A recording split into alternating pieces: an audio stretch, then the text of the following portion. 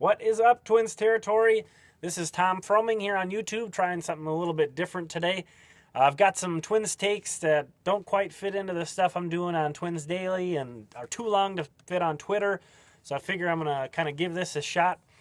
Just going to be doing some quick 5-minute or less videos from now in between and opening day, maybe on a weekly basis, still hammering out the details. I'm going to call this the pinch hit, just because they're a little pinch of little hot takes that I have. So today it's kind of a big one though. I'm going to squeeze in my first ever Twins prospect list I've done. Figure this is as good a time as any to start. You got to start somewhere. So this is my top 30 Twins prospects for 2017.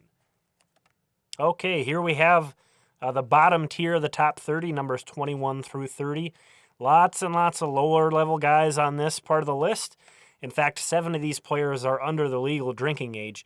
So a lot of youth, a lot of unknowns and uncertainty on these guys. But one guy I especially want to point out who's sort of the mythical creature of the system is kind of how I have gotten to think of him now is Bursdar, who's a guy the Twins signed when he was 16. He was throwing 89. Unfortunately, he had to go through Tommy John surgery, so he didn't actually get any stats logged for 2016. But reports are he did get back to the mound and was touching 100. So he's kind of like this year's version of Fernando Romero in a way, in that he's just sort of this guy that we know he's supposed to have really great stuff. The numbers, he doesn't have a history. So this guy could really skyrocket with some more sort of data on him this season. All right, and here is the slots 11 through 20, kind of the middle group. A lot more recognizable names on here, guys who've been added to the 40-man roster, guys who've made appearances in the major leagues. So you'll kind of recognize these guys. One guy I seem to have a little higher than a lot of people is Melotakis. He had a really nice year last season, even his first year back from Tommy John. So I'm really excited what he could do in this second year back. He's a lefty who throws 97, so pretty excited. You know, obviously he's a relief prospect, so you can't get too high on him, but could really do some things even this season with the Twins. Another guy, Engelb Vielma, is a guy who I'm pretty high on compared to some lists. Definitely don't expect too much out of him offensively, but maybe more than he's been given credit for. There's no pop in that bat. He's a small guy, but he gets on base. He's got a .344 on-base percentage last season. That actually went up. He stepped up a level and actually improved his OBP, so that's a really great sign for him. And then getting into the top 10, numbers 1 through 10, you can see kind of in this mix my positional kind of bias comes through on a couple guys in particular, Rortvedt and Javier. I have those guys very high because of just how rare of a breed those kinds of guys are. Rortvedt has the chance to be a well-rounded catcher, a guy who can hit with power and be a solid catcher. Obviously, he's a high school draftee who's only got the end of last year under his belt, so he's a long ways away. But those guys are so hard to find. I feel solid about putting him up here, even though he might not have great numbers even this year. The potential is just too great for him. Same with Javier. I mean, a lot of people say he has the potential to be a 5-tool shortstop. That's about as valuable as a player as you can get in my eyes. Shortstop who could be a middle-of-the-order hitter, that'd just be amazing. And then number 1, kind of along the same lines, Fernando Romero. He takes number 1 for me because he's got that ace upside. Guy can flirt with 100.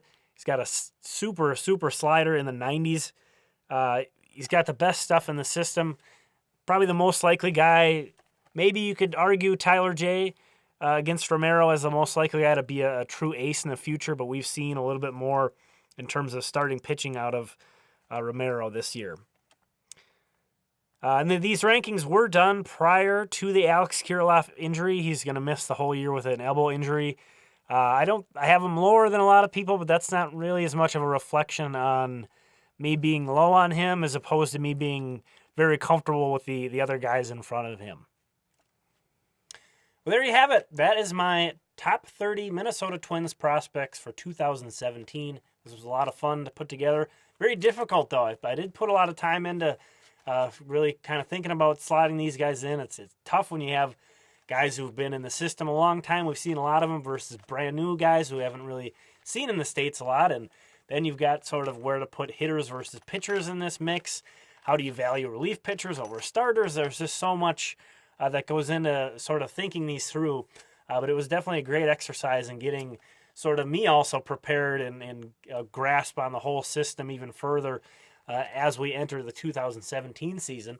And if you've made it this far in the video, you're obviously really into Twins prospects. If you don't have the prospect handbook, get it. I'm going to put a link in the description of this video. That is the best thing you can do to get a handle on the whole system. But again, follow me. Baseball by Tom is my Twitter handle. I'm on Twins Daily every Friday. I'll be doing these videos hopefully weekly as we kind of head toward the season. But thanks for watching. And if you have comments, certainly you can hit me up on Twitter or on YouTube here. Again, thanks for watching. Have a great day.